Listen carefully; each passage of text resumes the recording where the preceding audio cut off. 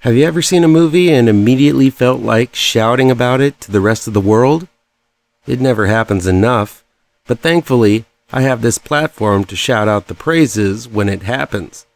And there's a truly ingenious new sci-fi film named The Artifice Girl worth screaming about.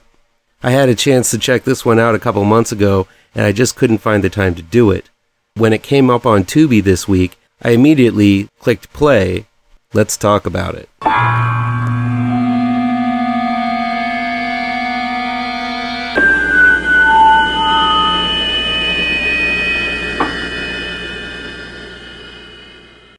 Welcome back to ML Miller Frights. I'm ML Miller. Before we begin, please do me a favor and punch that like button down below. Share this video with all of your social media addicted pals. Click subscribe to this channel and ring that bell for notifications. The Artifice Girl is new streaming on Tubi. It's directed and written by Ritch. AI is all the rage these days, with people deliberating whether it's the next step in human technological evolution or the end of humanity as we know it. Most likely neither of these two extremes will happen, and that's the world where the Artifice Girl resides in. Yes, it depicts an artificial intelligence evolving exponentially to the point where it is beyond human intelligence, but at its core is a very human story about betrayal, trust, and how humanity can be both beautiful and ugly at the same time.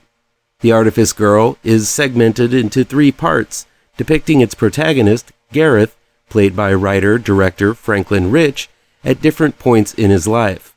Gareth is flawed to his core, having been the victim of abuse at a very young age and survived it, but never quite getting over it.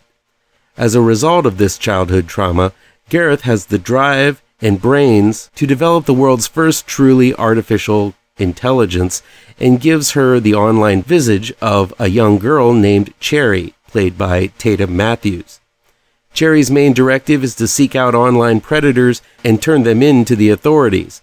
But as Cherry's intelligence evolves, moral issues begin to surface regarding whether or not Cherry has developed the emotional capacity to give consent to be used in such a way. What spirals from that debate is intelligent, mind-blowing, and absolutely riveting stuff. As the Artifice Girl played on, I could not keep my eyes away from it. It's definitely not the most visually stunning film. This is a film that instead presents complex arguments about AI, its intentions, and what it may evolve into. Yes, it sprouts from icky beginnings involving really bad people seeking out what they think to be a young girl online, but from those murky depths come some downright fascinating debates about what it means to be human. I usually don't go for sci-fi because modern science fiction really seems to miss the point of what it originally was all about. Looking back to early sci-fi works, they envisioned the future of humanity. Some of it good, some of it not so much, but all of it showed humanity before a particular innovation, discovery, encounter, and how that humanity is forever changed afterwards. Somewhere along the line, it became about laser swords, aliens, and spaceships. But for me, true sci-fi challenges us to look past what we have and hypothesize about what we will be, always considering that human element.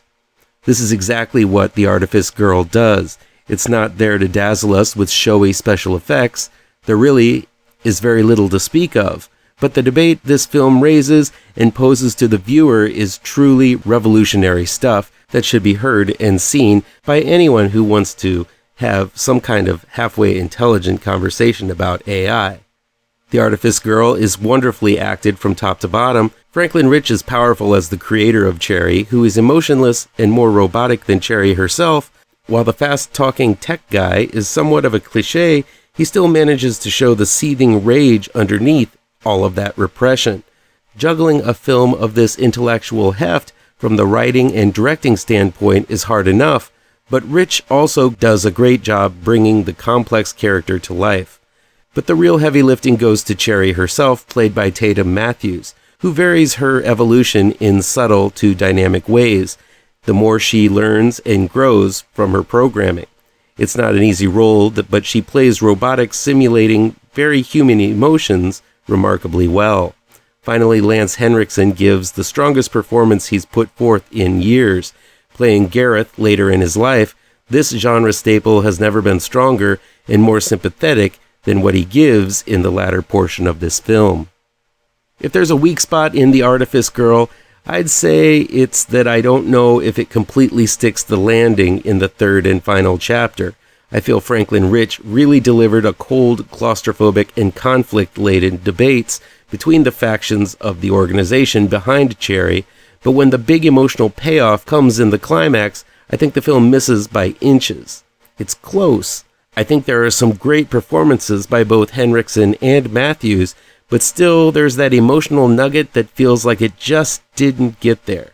Nevertheless, the final moments are wonderfully realized, leaving the viewer with tons to talk about afterwards.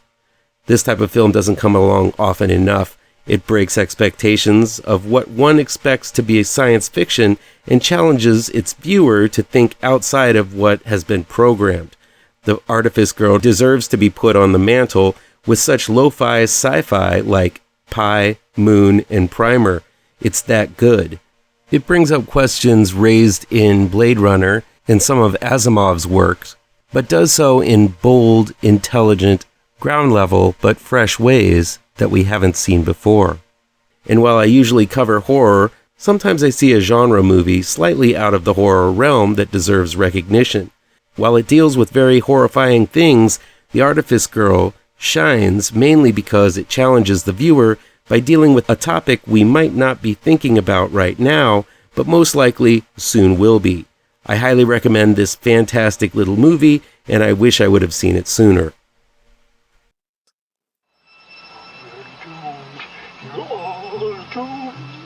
You're doomed to live the life you're meant to be, stuck inside your reality. You're doomed. Oh, you're doomed. You're doomed.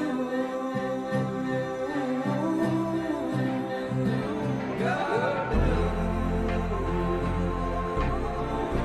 live the life that you are meant to be.